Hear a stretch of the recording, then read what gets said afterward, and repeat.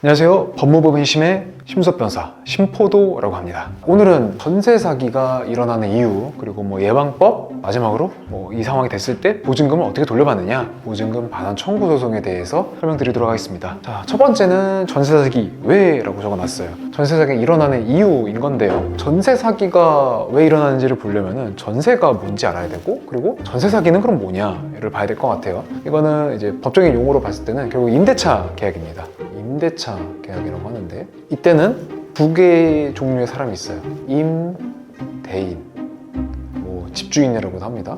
반대편으로 이 집에 들어가는 사람, 임차인, 흔히 이제 세입자라고도 하죠. 이 둘의 계약 관계가 임대차 계약이라는 계약이에요.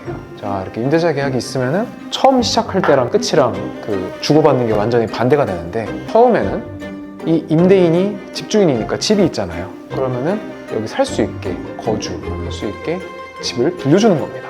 그래서 들어가 사는 거죠, 임차인이. 그럼 임차인은 그 대신 대가로 뭘 하느냐?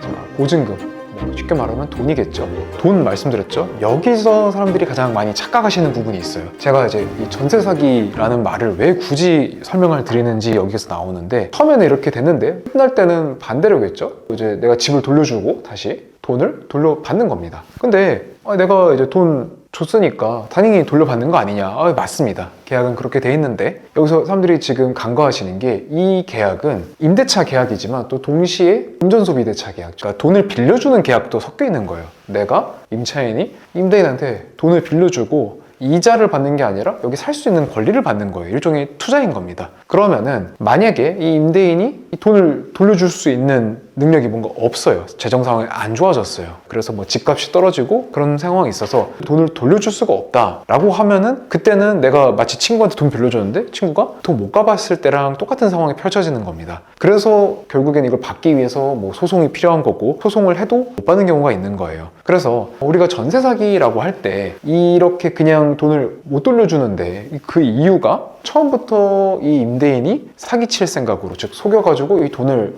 삥땅 친다고도 하죠. 가져가서 뭔가 하려고, 아니면 애초에 뭔가 내가 집주인이 아닌데 집주인인 척 한다거나, 이런 식으로 할 때는 우리가 좁은 의미의 사기니까 진짜 사기가 맞아요. 근데 사실 넓은 의미로 우리가 전세 사기라고 할 때는 그냥 돈을 못 돌려주는 경우, 그럼 내가 돈 못 받았으니까 사기당한 거다 라고 생각하는 경우들도 적지 않게 있습니다. 그래서 이런 경우에는 엄밀히 말하면 사기는 아니에요. 그렇지만 지금 여기에서는 대부분의 분들이 또 이런 경우에 내가 돈을 못 돌려받으면 어쨌든 문제가 있는 건 맞잖아요. 그 사람이 뭔가 투자 실패를 한 거든 뭐든 간에 나도 투자 실패했다고는 하지만 어쨌든 이 상황이 바람직한 건 아니니까 여기에 대해서 어떻게 해결할지에 대해서 생각을 하는 건데, 정리하면은 전세도 일종의 투자다. 누구에게 투자다? 임차인인 내가 돈을 빌려주는 투자를 하는 겁니다. 이 부분을 놓치시면 절대 안 돼요. 그러면은 여러분, 자, 투자할 때 뭐가 중요하죠? 계약이 중요합니다. 계약서 꼼꼼히 보고 우리 투자하잖아요. 아니면은 예를 들어 내가 주식 투자를 한다. 그러면은 기업이 건실한 기업인지 꼼꼼히 다 따져보잖아요. 그래서 결국에는 계약서와 플러스 여기서는 이제 등기부 등본, 등기상 전부증명서라고 하는데, 이 계약서와 등기부를 꼼꼼하게 내가 봐야 됩니다. 이 부분은 물론 공인중개사분께서 열심히 잘 챙겨주시기도 하지만, 제가 말씀드리는 이 전세 사기, 진짜 사기치는 경우에는 이 등기부를 장난질 칠 수 있어요. 요즘에 뉴스 보면 등기부도 조작하는 경우가 있다. 그리고 신탁 등기를 또 이제 장난질 하기도 한다. 심지어 공인중개사 중에서 정말 극소수의 일탈행위겠지만 같이 그 사기꾼이랑 한패인 경우도 있어요. 감정평가사랑 아예 다른 전문 자격증을 가진 분들도 사기를 같이 가담해서 하는 조직적인 사기도 있습니다. 그럼 어떻게 해야 되느냐? 이 상황에서는 이 계약서 내용도 내가 꼼꼼히 봐야 되고, 등기부도 내가 직접 발급을 받아야 됩니다. 왜냐하면 가짜일 수 있기 때문이죠. 그리고 이 계약을 체결하는 임대인이 알고 보니 집주인이 아닌 사람이 뻥을 치는 경우도 있어요. 내가 그 집주인인 척하는 경우가 있다거나, 아니면은 집주인한테 내가 이 계약 체결할 수 있다고 위임 받았다, 나 이렇게 관리하는 사람이다 라고 했는데 알고 보니 집주인은 전혀 모르는 상황도 있거든요. 그래서 임대인 본인 확인이나 혹은 대리인이면은 대리권, 위임장 같은 거겠죠. 그런 것도 확인이 필요합니다. 그 다음 또 확인해야 될 거는 깡통 전세인지 확인해야 됩니다. 법적인 측면에서는 제가 예방법 이미 말씀 다 드렸어요. 그래서 이건 지우고, 깡통 전세가 뭘까요? 여러분, 깡통, 빈 깡통 찾다고 말하죠. 그런 것처럼 우리가 전세 계약을 하면은 그래도 일반적인 투자랑은 다른 게 있어요. 우리가 담보 잡는다고 하잖아요, 흔히들. 이걸 근저당권이라고 하는데, 그런 것처럼 내가 이 임대차 계약서를 쓰고 뭐 주민등록 확정일자 뭐 이런 것들이 다 갖췄다라고 하면은 이 부동산에 대해서는 마치 담보를 잡은 것 같은 그런 우선 변제받을 수 있는 효력이 있습니다. 그걸 우선 변제권이라고 하는데, 자, 우선 변제받는 건 좋아요. 근데 우선 변제 받으려고 보니까 그 부동산이 깡통이면 의미가 없다는 거예요. 깡통이라는 게 뭐냐면은 아주 뭐 단적으로 많이 보여주는 게, 이게 이제 건물이에요. 우리 빌딩이나 칩시다. 매매 가격, 이 부동산 팔아가지고 얼마 받을 수 있냐 이거예요. 매매 가격이 있는데, 우리가 상식적으로 생각을 했을 때는 10억짜리 집에 들어갔어요. 전세 가격으로 여기다가 막 10억, 20억 주는 사람은 없죠. 그런 건 거의 불가능에 가깝죠. 보통은 뭐 예를 들어 아파트라고 하면은 뭐 40, 50%입니다. 그래서 전세 가격이 이렇게 일정 비율인 거예요. 그러면은 여기가 남아있잖아요.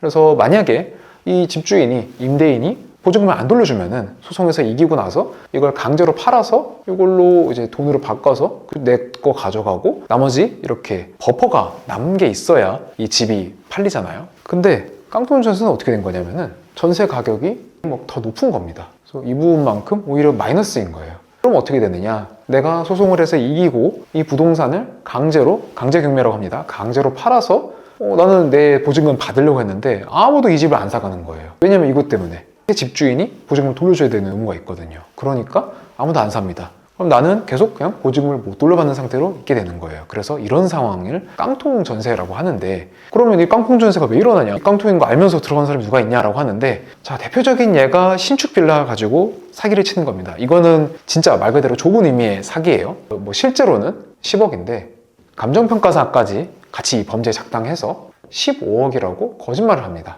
감정평가서를 만들어요. 그러고 나서 15억짜리 집이라서 전세 가격이, 예를 들어서 실제 뭐 전세는 8억이라고 합시다. 8억인데 이 15억짜리 집이니까 뭐 여기 맞춰서 비율상 했을 때 뭐 11억입니다. 이런 식으로 책정을 하고, 사람들은 비교할 게 마땅하지 않으니까 그러면 11억짜리 전세인가 보다 하고 들어가는 거야. 아니면 뭐 싸게 할인받아가지고 뭐 10억이다 라고 들어갔는데, 알고 보니 처음부터 깡통이 상태로 들어가는 겁니다. 그렇게 되면은 예를 들어 집값이 막 올라갔어요. 그러면은 이게 실제도 15억 되고 실제 전세 가격도 10억, 11억 되면은 뭐 그때는 돌려받을 수 있겠죠, 무사히. 근데 만약에 집값이 그대로 똑같거나 아니면 떨어져요. 그러면은 오히려 이 지금 내가 냈던 전세금보다 훨씬 집값이 내려가는 깡통 상황이 오는 거죠. 그래서 이런 경우에는 이거는 말 그대로 진짜 사기인 거죠. 가짜로 만들어가지고 사람들을 속인 거니까. 그러니까 이렇게 뭐 감정평가사까지 해가지고 하는 거는 사실 뭐 방법이 없어요. 뭐 저도 당할 수밖에 없습니다. 뭐 대부분의 사람들은 뭐 새로 지은 빌라나 뭐 이런 것에 정말 실제 가치가 얼마인지 판단할 수 있는 능력이 없잖아요. 그래서 이 부분은 정말 말 그대로 사기로 당하는 거고, 여기에 대해서는 뭐 경찰이나 검찰 이런 쪽에서 해결해야 되는 부분이라고 저는 생각을 하고요. 그럼 이거 말고도 원래는 집값이 여기 있었는데 내려가가지고 깡통 전세가 되는 상황이 있어요. 그런 상황에서는 실제로 구제가 어려울 수 있습니다. 그래서 이 전세 보증금 반환 청구 소송, 돈 돌려달라는 소송을 할 때 여기에 대해서 설명을 드리면서 좀 더 자세히 말씀을 드릴게요. 보증금 반환 청구 소송, 내 돈 돌려달라고 법원에 가는 거예요. 뭐 여러분들이 제일 궁금하실 거는 이건 것 같아요. 뭐 앞에 거 다 알겠는데, 그래서 내 돈 돌려받을 수 있냐고, 뭐 너가 설명한 거 알겠는데 나는 이미 지금 전세 다 들어갔고 돈 돌려받아야 되는데 집주인이 안 준대, 어떡하냐 라는 거잖아요. 결론부터 말씀드릴게요. 깡통 전세면은 못 돌려받습니다. 깡통이면 안 돼요. 제가 그래서 이걸 아까 강조드린 거예요. 깡통이면요 방법이 없습니다. 물론 그럴 수 있어요. 예를 들어서 집주인이, 임대인이 다른 재산이 많아요. 그러면은 내가 보증금을 돌려달라는 소송을 해서, 소송은 이길 수 있어요. 제가 소송을 못 이긴다는 게 아니에요. 소송을 이겨서 내 돈을 돌려받을 의미가 있는 거잖아요. 근데 소송을 해서 이긴다는 거는 국가에서 너 돈 돌려받을 권리가 있는 사람이다 라고 확인을 해주는 겁니다. 그래서 이 사람 재산을 돈으로 바꿔서 네가 가져가도 돼 라고 하는 건데, 재산이 없는데 가져가서 뭐해요? 뭐 가져갈 게 없는데. 깡통이면은 아무도 안 사갑니다. 그래서 깡통은 안 된다는 거 미리 말씀을 드리고, 이거는 제가 뭐 어떻게 드릴 수가 없습니다. 나는 깡통 전세 아니야. 이거 보니까 매매 가격이 내 전세 보증금 돌려받을 것보다 훨씬 많아. 뭐 앞에 막 근저당권 같은 거 막 설정돼 있거나 뭐 그런 여러 가지 문제가 없어 라고 하면은 이게 당연히 받을 수 있죠. 뭐 소송, 그리고 강제 집행이라고 해서 제가 아까 말씀드린 것처럼 이 사람 재산을 돈으로 바꾸는 과정. 자, 소송 간단합니다. 원인은 단순하잖아요. 뭐 계약서 있고, 그리고 내가 돈을 줬잖아요, 처음에. 그리고 나중에 집 돌려줄 거잖아요. 집 반환. 그러면은 문제가 없습니다. 이 계약 기간 끝난 거, 물론 뭐 디테일한 이슈는 그런 게 있어요. 뭐 묵시적 갱신이 됐니 아니면은 뭐 여러 가지가 있지만 대부분의 경우에는 이 소송 자체는 아주 단순하게 보입니다. 자, 그 다음에 강제집행 넘어갔죠. 그러면은 제가 말씀드린 것처럼 깡통 전세가 아니면은 집을 팔아서 돈 돌려받는 겁니다. 자, 이거를 강제 경매라고 합니다. 뭐 여러분들 뭐 재테크 관심 있는 분들은 뭐 경매 투자 하죠. 이렇게 그 강제 경매를 해서 이 집을 낙찰받은 사람이 돈을 내면은 그 돈으로 뭐 임차인이나 아니면 다른 채권자들이 돈을 돌려받는 겁니다. 이게 바로 경매예요. 그러면은 나 변호사 없이 이거 해도 되냐? 근데 가능합니다. 소송 변호사 뭐 꼭 하라는 그런 법도 없고요. 강제집행도 내가 하면 됩니다. 강제집행 신청서 인터넷에 양식 보시고 신청하시면 돼요.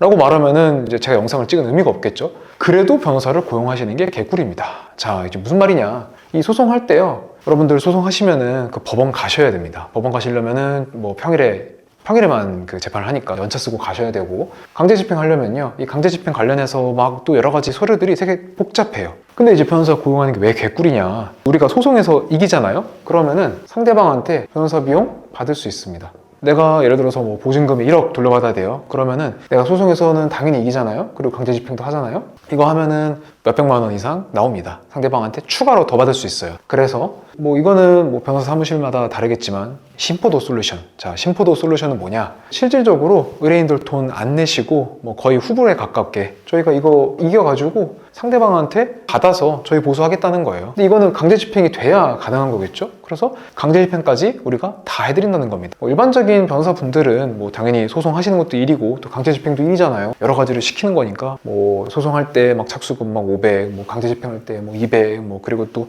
성공보수 또 내고 막 이런 거 있는데 저희는 실질적으로 그냥 이 변호사 비용 받는 걸로만 진행을 하겠다는 거예요. 그래서 뭐 처음에 뭐 일부 정도만 이제 주시면은 뭐 이걸로 시작을 해서 나중에 받아서 상대방한테 다 받고 돌려드리기까지 할 수 있다라는 겁니다. 간단합니다. 심포도한테 연락을 주시면은 임대차 보증금을 받을 수 있는 상황이면은 끝까지 해서 다 받고 변호사 비용 없이 그냥 다 진행할 수 있도록 편하게 해드리겠다는 겁니다.